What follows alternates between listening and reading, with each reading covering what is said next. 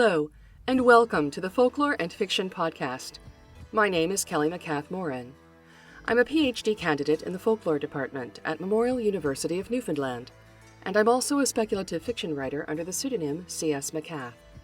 The Folklore and Fiction Podcast and Dispatch synthesize these passions with a focus on folklore scholarship aimed at storytellers. You'll find the Folklore and Fiction archive along with the rest of my work online at folkloreandfiction.com. Interested listeners will find a link to the current dispatch in the show notes, where a more comprehensive record of this episode can be found, including a bibliography and other references. This episode of the Folklore and Fiction Podcast was first published as a newsletter in December 2020. I'm recording it as a supplemental podcast now so that new listeners and subscribers have an opportunity to engage with the material. At the summer and winter solstices, I mimic the sun and pause to reflect on my own creative work. In this edition, I'm discussing myth in fiction with my short story, T is for Three at the End of All Things, which was published in the C is for Chimera anthology. Because the story is only about 1,000 words long, and because it's a creation myth, I'm reading the whole story in the podcast. Hope you enjoy it.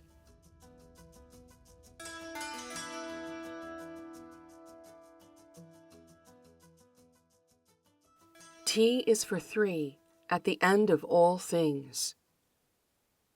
Before the ancient stars coalesced into brightness, in the vault of the foregoing universe, there were sorrows too great for any being to bear, and the greatest of these was the sorrow of ending. Not the end of a day, with its sundown promise of another sunrise, and not the end of a life, while memories of the dead remain, and there is hope in some hearts for the soul's journey onward. No.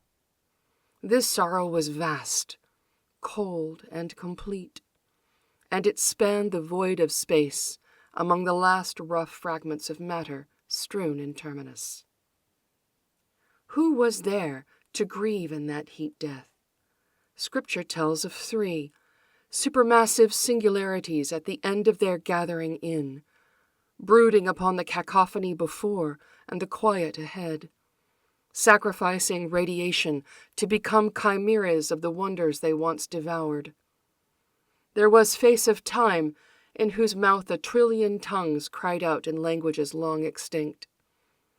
There was skin of suns, fat with the orbits of planets given to memory. And there was feet of entropy, fevered with the dance of creation, fallen to stillness.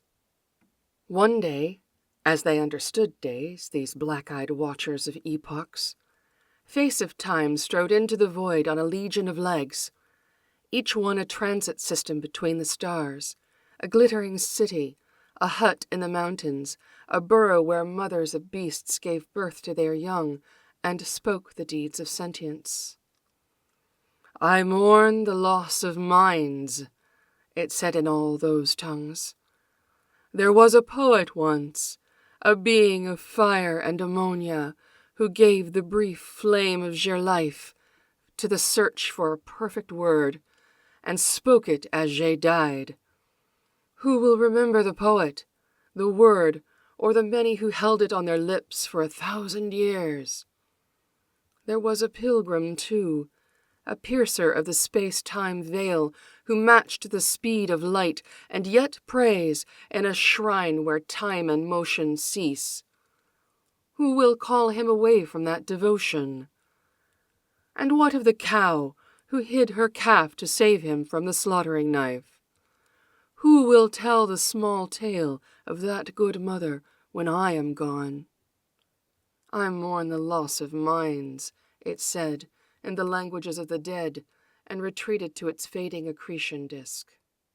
Skin of suns shone into the vacuum then, 100 billion solar nebulae, casting planets like dice into the 100 billion galaxies of its flesh.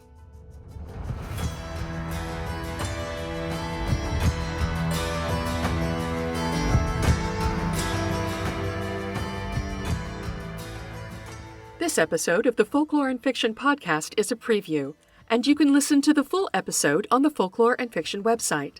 Just click on the dispatch link in the show notes, or go to folkloreandfiction.com and sign up for a free account. Thanks very much for your interest. Copyright 2019 to 2023. Kelly S. MacCath-Moran. All rights reserved unless Creative Commons licensing is specifically applied.